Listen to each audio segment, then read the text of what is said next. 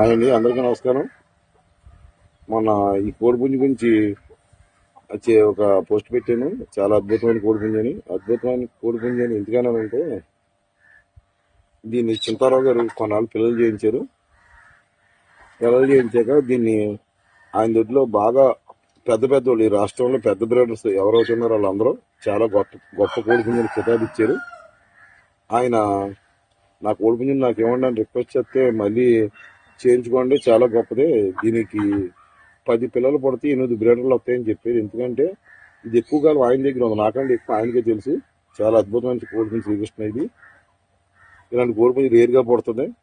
నువ్వు దీంతో మంచి బ్రీడ్ డెవలప్ చేయించుకొని మళ్ళీ నాకు రిటర్న్ ఇవ్వడం జరిగింది. దాని గురించి దీన్ని ఎంత గొప్పది అద్భుతమైన కోడిపుంజు అని నేను చెప్పడం జరిగింది. దానికి ఒక కుర్రోడు కామెంట్ పెట్టాడు, మీరు అద్భుతమని అంటాం తప్ప అద్భుతంగా మీ కోళ్ళు ఎక్కడ దెబ్బలాడలేదండి. ఈ సంవత్సరం నేను రాష్ట్రంలో పెద్ద బర్రెలు 4 బర్రెలు ఉంటే అందులో ఒక బరిలో పనిచేసాను. 4 బర్రెలో ఒకటి తాడేపల్లి బర్రెడు పెద్దది. అది కూడా స్టేట్ మొత్తంలో రత్తయ్య గారి సిండికేట్ కూడా చాలా పెద్ద సిండికేట్. ఆయన మీద పని వేసి చేయడం అంత ఈజీ ఏం కాదు.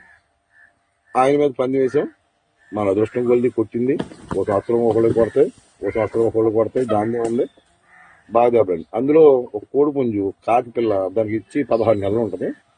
పేగులు కింద పడిపోయి ఆలాడుతుండగా అది కొట్టుడికి ఆపోజిట్ వర్గం కూడా లేచి అందరూ చప్పట్లు కొట్టి చాలా గొప్ప కోడిపుంజు అని అందరూ కితాబు ఇచ్చారు. ఇంకా అంతకంటే మనకు కావాల్సింది ఏముంది? రత్తయ్య గారు కూడా ఉన్న చాలా మంది సిండికేట్లో ఉన్న వాళ్ళు శ్రీకృష్ణ గారు చాలా అద్భుతంగా దెబ్బలాడిన కోడిపుంజు, మీ కోళ్ళు చాలా బాగా పోట్లాడినాయండి అని కితాబు ఇచ్చారు.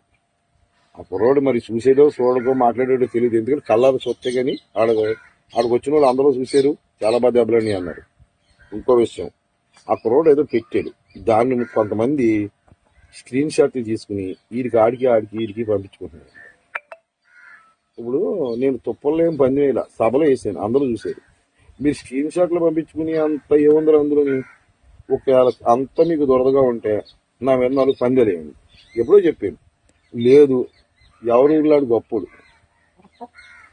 మీరు మీకు నాకు సెంటర్ పాయింట్ ఆఫ్ పాయింట్ చెప్పండి, నేను అక్కడ కొత్త మనం కూర్చుని ఏ రకంగా కావాలి, మీరు ఏ రకం అంటే ఆ రకంగా కూర్చొని మాట్లాడుతుంది. ఇంటికి వచ్చిన పనులు నా పని నేను చూసుకుంటున్నాను.